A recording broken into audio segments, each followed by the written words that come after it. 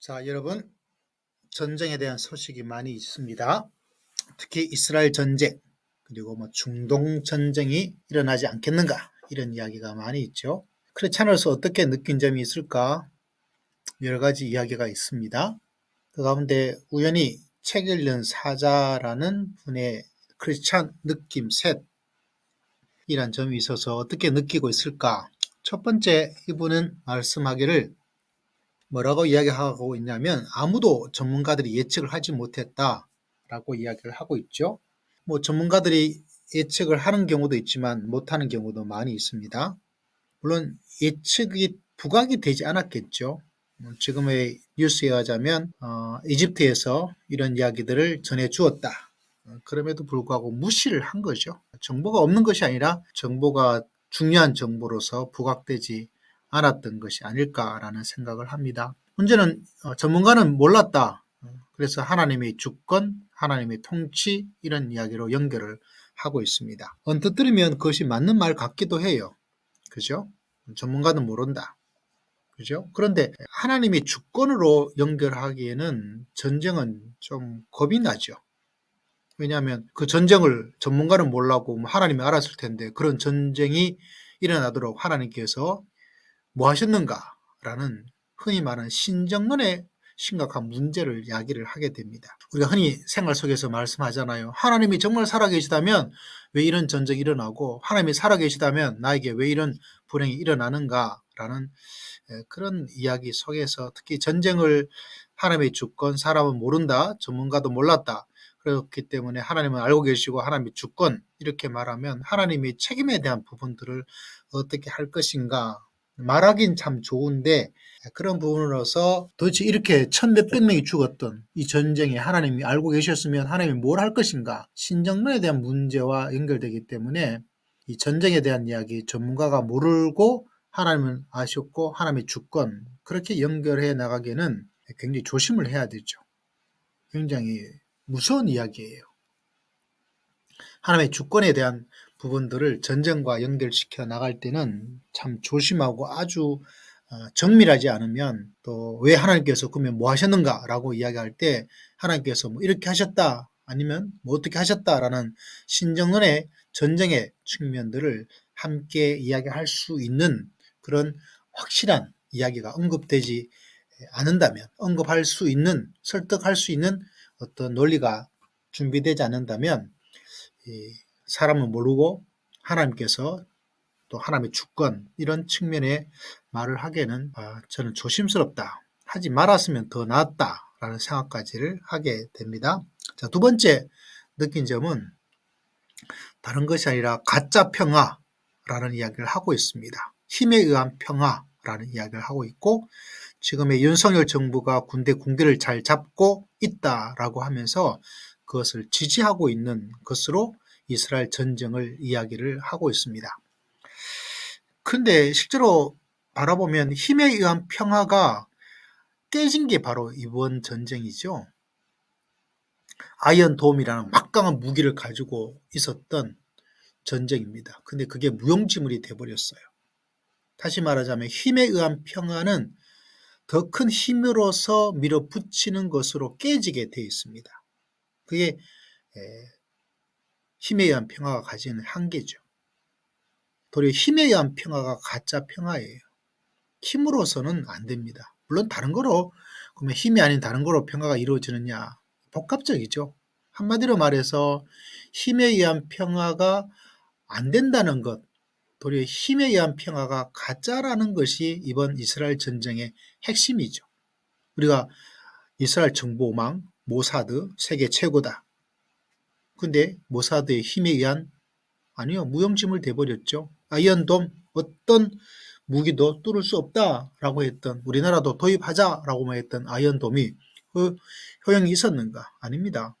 그게 철저하게 파괴되어서 다시 말하자면 무기에 의한 힘에 의한 평화가 이게 안 된다는 것을 가르쳐 준 게 도리어 힘에 의한 평화가 가짜라는 것을 허구라는 것을 우리들에게 보여주고 있습니다. 그렇다고 힘을 포기하자 그건 아니죠. 힘에 의한 평화가 주가 되지 않도록 하는 것. 여러분 구약 성경에서 마병을 많이 두지 말라 그랬어요. 마병. 그죠? 마병이 뭡니까? 바로 군사력이에요. 힘이에요.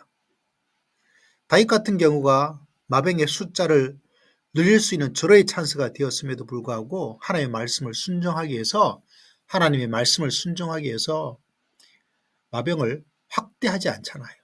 힘에 의한 평화가 아니라 하나님께서 주시는 평화가 있어야 되겠다. 그런데 보수 한국 기독교인들 많은 사람들이 우리에게 6.25 전쟁이란 전쟁을 겪다 보니까 힘에 의한 평화를 그것이 굉장히 바람직한 것으로 생각하는 경향이 아주 많습니다. 그건 반성경적이에요. 힘에 의한 평화가 아니다. 하나님이 주시려고 하고 하나님께서 추구하고 있는 평화는 힘에 의한 평화, 힘도 어느 정도 가지고 있어야 되지만 힘이 주가 되어져서 그것으로 평화를 이루려고 하는 것. 심지어 구약도 반대하고 있고요. 신약이 예수님도 반대한 팍스 로마나가 아니다. 로마가 뭡니까? 힘에 의한 팍스, 평화죠. 예수님께서 주시는 하나님 나라의 평화는 로마가 주는 평화와 다르다는 것이 예수 그리스도의 메시지였습니다. 그런데 한국 교회 보수 복음주의라고 말하는 사람들조차 힘을 숭배해요. 하나님을 숭배하지 않고.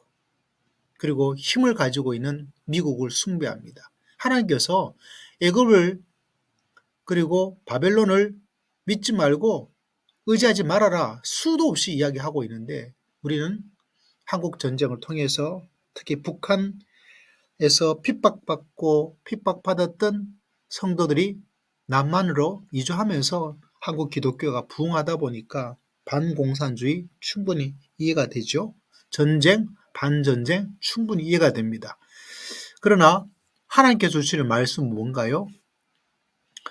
큰 나라 믿지 말아라. 하나님을 믿어야 되지.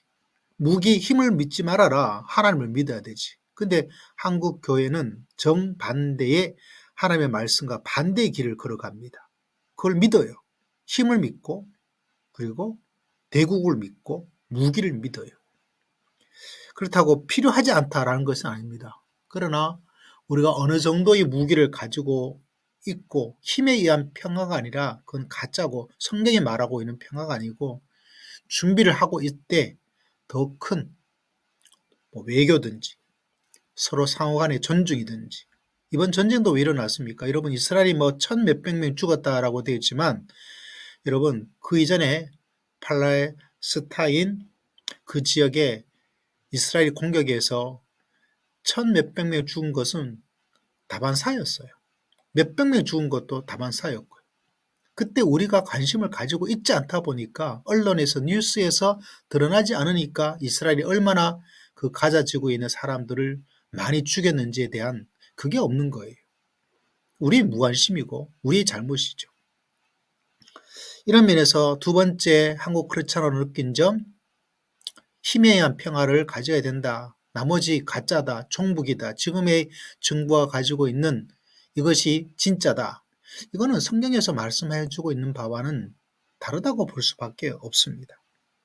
다르다고. 이걸 추구해서는 안 돼요. 그렇기 때문에 우리가 한국 크리스찬으로 느껴야 될 것이 다른 것이 아니죠. 도리어 하나님께서 말씀해 주고 있는 평화가 뭐냐? 힘에 의한 평화를 추구하고 있는 것들, 이 힘을 숭배하고 있고 힘을 가지고 있는 미국을 숭배하고 있고 믿고 있고 동맹이 아니면 안 된다라고 교회가 함께 나아가고 성도가 함께 나아가는 것은 성경에서 말씀해 주고 있는 지향점하고는 정반대이다. 나는 성경을 하나님을 믿지 않고 그것을 따르지 않겠다는 것과 똑같은 거예요. 그걸 도리어 이번 전쟁을 통해서 우리가 보아야 되죠. 실제로 이스라엘 전쟁이 왜 일어납니까? 천 몇백 년 동안 잘 살고 있던 그 나라에 들어와서 이거 내 땅이야. 우리가 나라 세울 거야. 그렇게 한다면 여러분 그 팔레스타인 사람들 입장에서는 독립전쟁이에요. 그리고 그들을 압박하고 압제하고 그 팔레스타인 그 지구에 실업자가 50%가 넘어요. 그 여행 갔다 오신 분들 보면 아시겠죠. 얼마나 비참하게 살아가는지. 그들의 아픔과 그들의 고민을 모르고 있다면 그 참 우리가 해야 될 일이 뭔가 다시 한번 바라보게 되죠. 세 번째는 영적 각성입니다. 전쟁이 일어나는 가운데서 진정으로 우리가 각성해야 될 것이 무엇인가? 그죠? 각성도 각성의 방향이 있고 각성의 내용이 있습니다. 정말 이스라엘 전쟁에 대한 이야기를 하면서 우리가 깨달아야 될 한국 성도들이 크리스찬이 각성해야 될 것이 있다면 뭐 여러 가지가 있겠죠. 정말 이 가자 지구에 어려움을 겪고 있는 사람들을 어떻게 도와줄 것인가. 두 국가로 간다면 충분히 될 수 있는 상황인데도 불구하고 이스라엘은 반대를 하고 있거든요. 이게 핵심입니다. 그리고 무차별적 살인을 저지르고 있었던 더 많은 피해를 준 것은 과거에 이스라엘이 했던 일이죠. 이걸 어떻게 해 나갈 것인가? 정말 우리가 각성해야 될 것이 무엇인가? 다시 한번 생각을 하게 되죠. 앞으로 어떻게 전개될지 참 안타깝습니다. 하나님, 전쟁이 없는 이 나라가 되기를 원하고 온 세계가 되기를 원합니다. 곳곳에서 전쟁이 끝이 없습니다. 하나님이 은혜를 베풀어 주시고 고난 가운데 있는 사람들에게 도움의 손길을 베풀어 주옵소서. 예수님의 이름으로 기도를 드립니다.